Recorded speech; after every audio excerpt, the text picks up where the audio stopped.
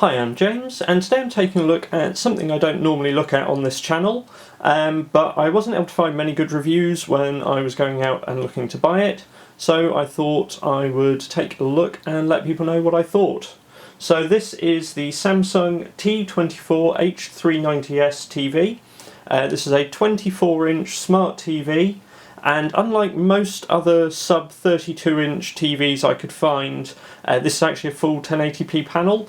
There were some 22-inch TVs which do feature 1080p panels, but I specifically wanted something a little bit larger, as previously we've been using a PC monitor and I wanted to go to a proper smart TV of the same size or similar size to put into its place. So in the box we get the TV itself. We have the stand here as well. I haven't properly assembled this because I'm actually going to be wall mounting the telly, so I didn't want to clip everything together because it looked like it may be quite hard to remove this piece here.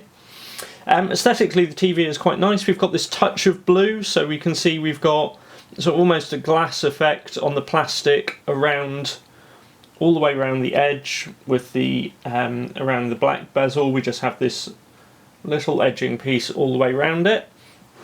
I can't say you know, it was a major selling point for me, but I think it looks quite nice all the same. We then have a fairly standard Samsung remote with batteries. They do actually interestingly include an HDMI lead with this, which I wasn't really expecting. And then the power cable has the AC adapter integrated into it. You can clip on, in this case, the UK lead, and then we have user manual and warranty bits in here. So I'm just going to get this plugged in and set up, and we'll go and take a look at what the features are like. Before we do that, and just taking a look at the back of the TV, we do have a pair of HDMI ports here.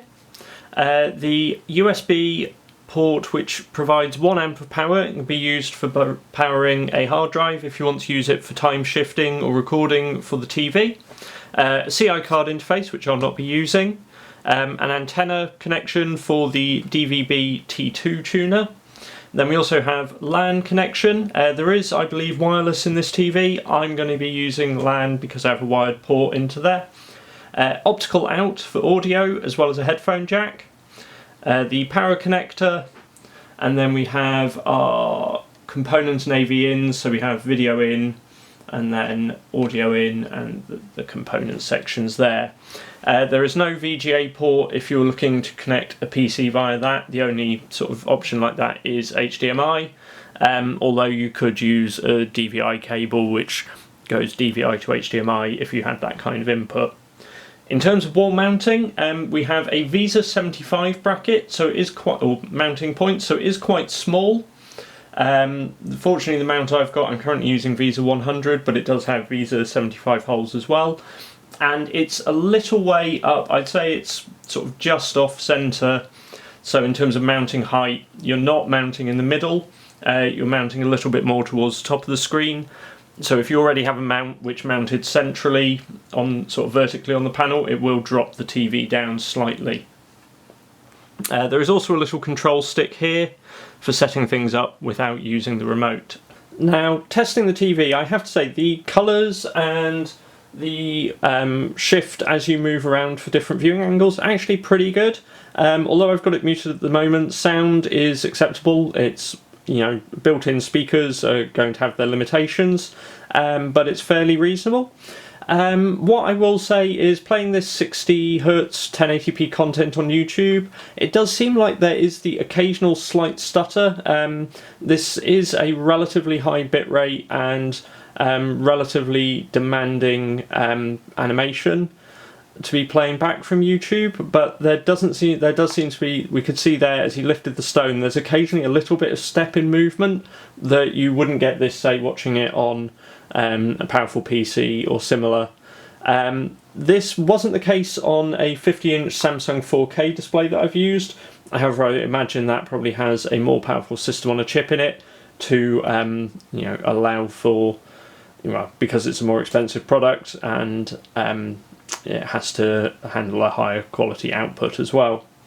The Smart Hub itself, though, did not like previous generations of the Samsung Smart Hub. but this new generation is generally pretty good. You can customise what is set down in here, and you have all the usuals like Netflix, Amazon Video, iPlayer, ITV, because I'm in the UK, all four. There is also an internet browser, although your mileage with that and using it for remote will vary.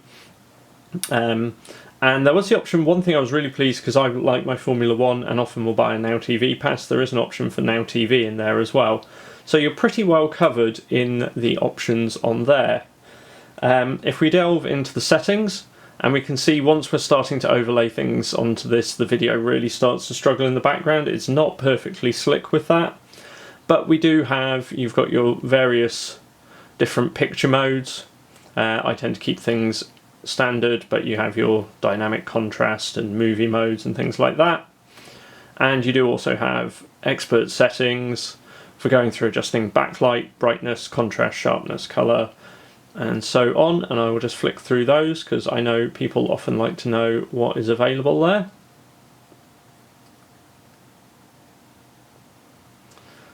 Similarly with sound, you do have some options, fairly basic in here, for setting whether you want to use the TV speakers or the optical out. Then sound mode, similarly you have different options in there, optimize and amplify, whatever they do. And then you also have some options for your sound formats and other bits and pieces, balance and equalizer. I currently, because I don't have an aerial in this room, I haven't set up the broadcast bit, so you've got your tuning options in there, and then we have things like network and smart features and setting up various different bits and pieces through the menu. So fairly standard fare, but often something people like to have a look at. So first impressions of this, pretty good. If you have any questions regarding it, do ask me in the comments. I will try, as and when I have time, to update with those, just to let people know my thoughts as I use it more. But yes, it looks like a good, flexible, relatively responsive smart TV setup. Unfortunately, it doesn't come with the voice remote that, again, the 4K TV came with. I believe it does support it, you simply have to buy it separately. And that, depending on your use case, may be quite useful, or if you don't really like talking to computers, not so much. Anyway, like I say, let me know what you think in the comments below, and any questions let me know and I'll attempt to answer them. Thanks for watching.